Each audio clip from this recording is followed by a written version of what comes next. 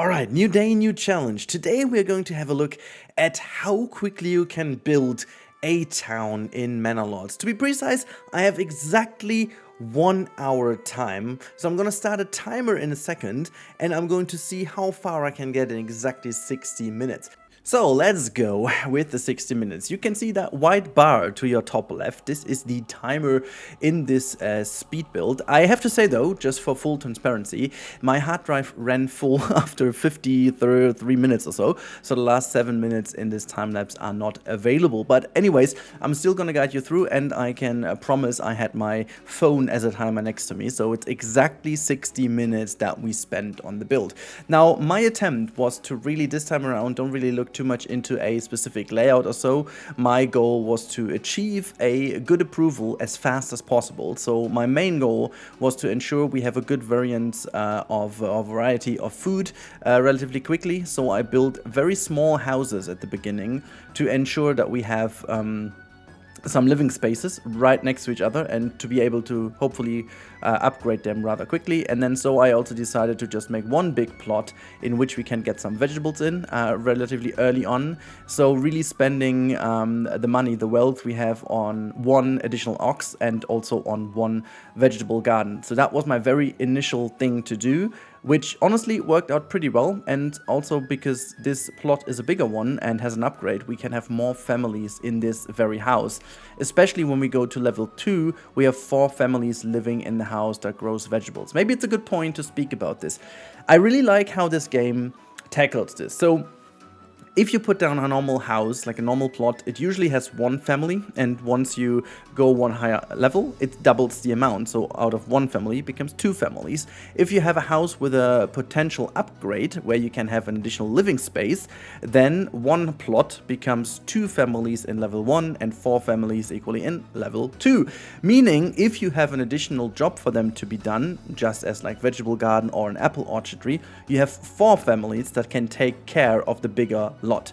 And the bigger the lot is, obviously, the more they have to work for it. The same goes for fields. Like, I did the same mistake in one of my first builds too. I made like a huge crop field, which isn't really the way to go because too many people would be required to go and get that one.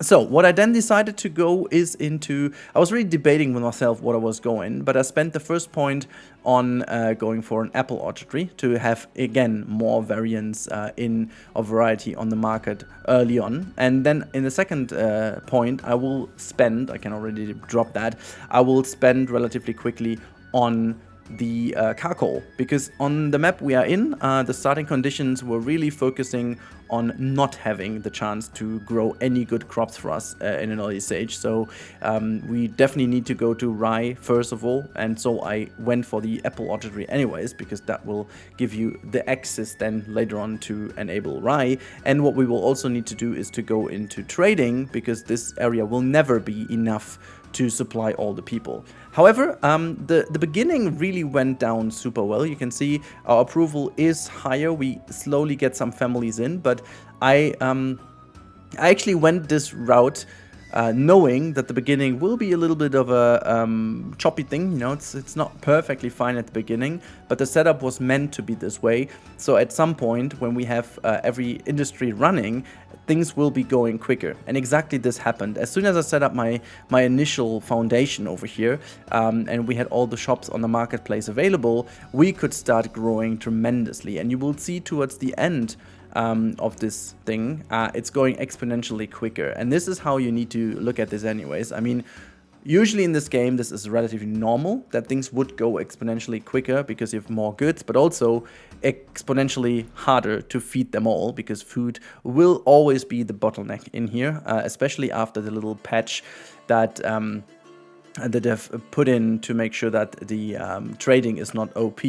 But however, as soon as you go into the upgraded trading rules, which is the one upgrade after enabling the 25 wealth trading route anyways, and then after that you can go into better deals, so you don't have these high import prices. Once you go for that, trading is a very powerful tool nevertheless. However, you need to ensure that you have something where you can go a bit more into variety when it comes to exporting. Because if you only focus on one good, for example, you will relatively quickly overuse the market, and so the global supply will be super high from you, obviously, and hence the prices will drop dramatically, so you will not earn much with that good. However, if you have more goods to be sold, then this will still be a very good income for you before you will level up everything to level 3, which again is the way to go to have more passive income by your people. You could always go into taxes, and you also don't need to go higher than 76% of approval. This is the highest rate of population growth you can get to. So you could go into taxation of your people unless it's not dropping your overall approval lower than 76%, because then you still have the same, or you maintain the same level of population growth, which is important to grow quicker. And I've been very positively surprised by how well this worked. My assumption was that we will end up somewhere short of 100 people living in here, but I can already drop that we are way above that, and I was positively surprised. There were a couple of little things I could have done differently. I forgot a couple of things, and simply because I had the game on full speed the whole time, sometimes it would have been better to just slow down the game, plop down all the buildings, and then keep on rushing through. Because, you know, sometimes I needed to wait for some logs and all these kind of things because I forgot to put back the families in. And I have to say, you see that now in the time lapse quite a lot, that I'm shuffling the people through here. And you do need this at the beginning. So what I did is I made sure that once I knew that I don't need too many people working right now for, let's say, firewood, I put all these people from the woodcutter into the log, or into the normal log creation machine, so that we had enough timber available for us, obviously. And then once we had enough timber, I shifted those people back into the firewood, like the woodcutter, so they keep on producing firewood to shuffle around the families. And same goes for some of the trade markets. So for example, I needed the trade market, the normal trade, always to keep on exporting, but for the living stock market, I just basically need it while it is there, you know, while I need to buy something. And for some ox, you can always use your trading, hitching post anyways to order them.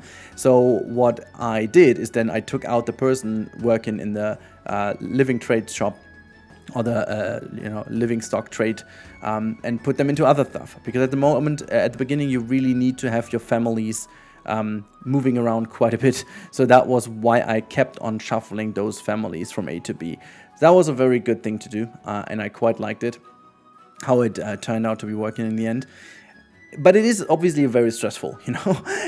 It is quite a lot of micromanagement, shifting them all the way from A to B. So in a normal long play, I wouldn't necessarily be doing that, but yeah, for the sake of growing as fast as I could, I did this. And this is also the reason why I went into the charcoal kiln relatively quickly, simply because I focused on having less people working for the same, which makes a lot of sense. Once you have the charcoal kiln, you can then have these people work on there more efficiently, and then have more firewood and more fuel for you over a couple of months. And having this industry set up early on, you have like a little bit of a head start. And as you can see, I also went for deep mining very early on to ensure that we are not getting rid of our clay deposit.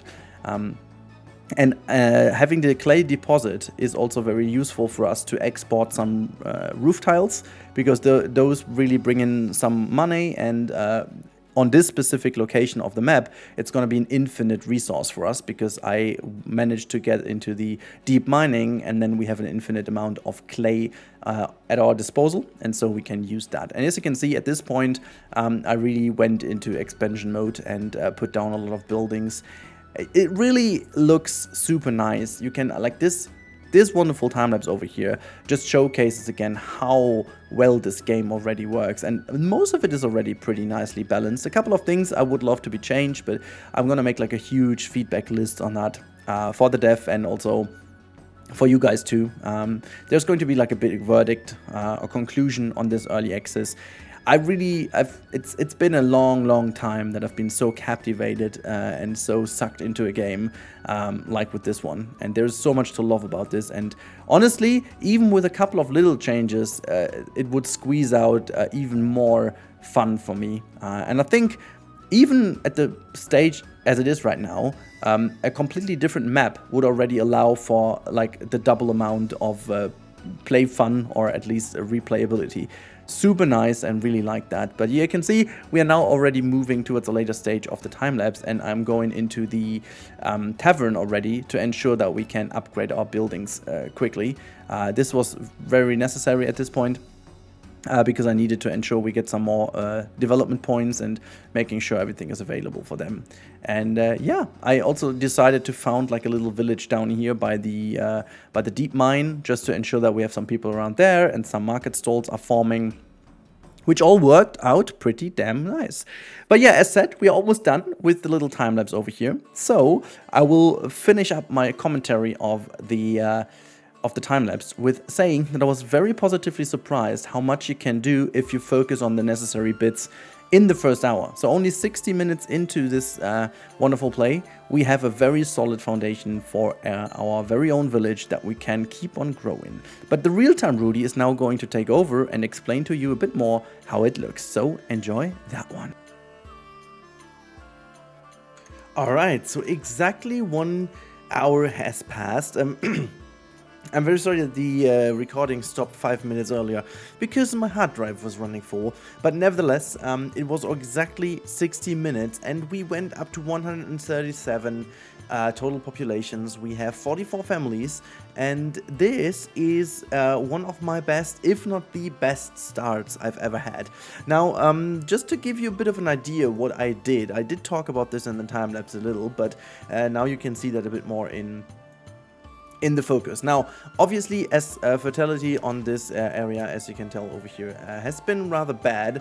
I knew that I wasn't going for a food supply by this. You can see we have a good rye fertility, which I may eventually go for. So this is also why I reserved some fields over here already. There is a bit more over here that we can use potentially later on, and a tiny little spot over here. Nothing too dramatic, you know, a bit more down here. Something you can do with the upgrades, but nothing too crazy, so I didn't really push too much for that. Instead, I went for the deep mining over here with the clay deposit, because we will use that for trading. Even though the patch is in that, you know, we can't trade too much, because at some point the global market supply won't be average anymore. It will actually be completely overwhelmed by our supply, and so we won't sell that much anymore. But hopefully until then we've managed ourselves into some more goods, just like some armor and so on. As you can tell, I also went relatively early on to some sheep and so on, and because we have a rich deposit of wild animals, which was very fortunate, we could also go into leather and stuff relatively early too. Upgrade our houses. So you can see we are only 3 houses away, level 3, to go for the next points and spend the next points. Just going quickly into the development tree, you can see I went for deep mining over here. I went for the orchardry to have a second source of food, so to say, because we have not the bestest of fertility, as said before. I went here for, and the next 2 I will unlock as trade logistics and better deals, because eventually we will need to import a lot more stuff, and this is why we need the better deals. And then, if I'm not completely wrong, we have already spent all the development points. If there's one left, I'm gonna go for rye, but I think the trading stuff is more important than rye, to be honest, in this specific area, because we will otherwise go to influence and already go into the next area to make this our food corner, so to say, if there is better fertility given to us. So yeah, overall, and now I can hit play just to show you around a little. Overall, I'm so very happy with the design of this town. You know, it looks very organic this time around. I made sure that I don't go for like a very specific straight angular thing, but at the same time I wanted to make sure that everything is tied together in a way that it makes sense. So we have a tavern over here very nicely next to marketplace. We have a granary and the storehouses, quite some of them, spread across over here to make sure that all the goods are in the center of our town. Then we have a already upgraded church on this side, which I feel like still is such a wonderful design. We have some more houses, some trading posts. We have already some orchardries in the middle that will fulfill the need for food in a way. We have some bigger vegetable gardens, as you can tell from over here. I put this one down very early on to become an early supply of food. The same goes for those two, always making sure that the backyards of those look good. Also very nice that they go for cabbage, and then on this side they go for some carrots, and then they go for cabbage again. So yeah, very nice. I also put down a manor at some point. This is solely to ensure that I can go for some more influence as soon as I need it to get the teeth in. So yeah, as you can see now, people are preparing the fields. I had them 3 years on fallow to make sure that, you know, fertility is good and so on, and just made sure that now they go 1 year in. Still building more houses, nothing too specific over here that we need to talk about. And we have this little corner down here, which I'm relatively happy. It's the first time I did this in this fashion. Because I usually don't like having these kind of off areas where stuff isn't really, you know, going too crazy because it's not center of the town. But we needed this because this is where the deep mine needs to go. And also you can see there is a burgage plot right across the street for families working here. I put some more in here to the right, just making sure there's more people. And we even some market stalls established down here, so they have right access to these things. So I think very nice balanced out area so far, and it really looks organically built. And if we go out of this cinematic camera, you can see this looks super nice. I really do think this looks like it would be in real life. The only downside of the whole thing is that it's super close to the border of the map. So if I were to continue this whole build, I do think that this central area over here is becoming the main focus for a bigger town. You know, the King's Road is crossing right through it. We've got a stone deposit over here, clay deposit, berry deposit, another rich wild animal deposit. Those two are very close to each other, by the way. Not sure how fertility looks over here, but this is a rather good one. And where's also the this is the iron deposit with the rich deposit. So I think, oh, they have two things. They have got the rich deposit for stone and same for iron. So I guess I would be to claim this, and then actually this town could grow further to have these two things in. But anyways, this is what you can see after 1 hour of play, and I feel like this is a super good foundation to be building on. And this is going to be my new town. I'm going to guide further, but this first episode was a little test, was a little kind of challenge for myself, and I feel like this turned out very beautifully. So if you want to follow this whole development, make sure to subscribe to the channel if you haven't already done this. And well, all I can say is have a wonderful day, enjoy your time, enjoy this game, and I talk to you in the next one.